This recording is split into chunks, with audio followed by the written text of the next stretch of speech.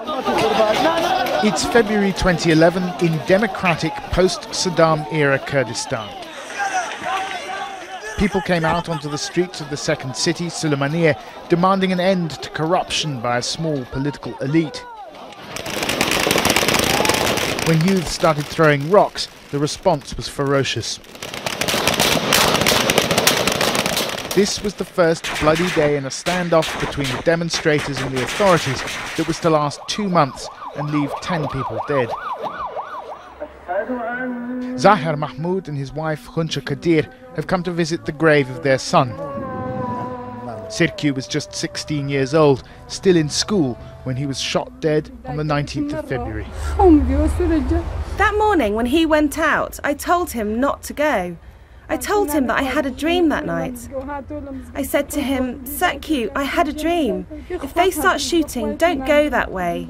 Take another route. Sirku's parents blame the death of their son on militias from Kurdistan's two main political parties. Some can be seen firing directly into the crowd.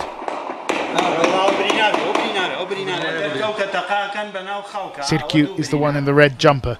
He was rushed to hospital but died that night of his injuries. Unfortunately, that was a bad thing to do. The Arab Spring had an influence on events. A group of people had permission to demonstrate peacefully that day. But after the demonstration, a few of them turned violent, leading to some being killed and wounded. But not everyone supports the protesters. Compared to the rest of Iraq, Kurdistan is secure and stable, and that stability brings with it opportunities that for many trump the protesters' grievances. The Kurds have fought for centuries to gain the level of autonomy that they have here today. And so there are plenty of people who are nervous about jeopardizing that by challenging the status quo that got them here.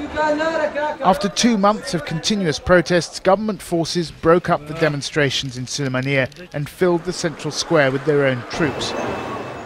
Clearly there is unfinished business here. Kurdish democracy is a work in progress, a lesson perhaps for other nations in the region trying to move beyond dictatorship. Gabriel Gatehouse, BBC News in Kurdistan.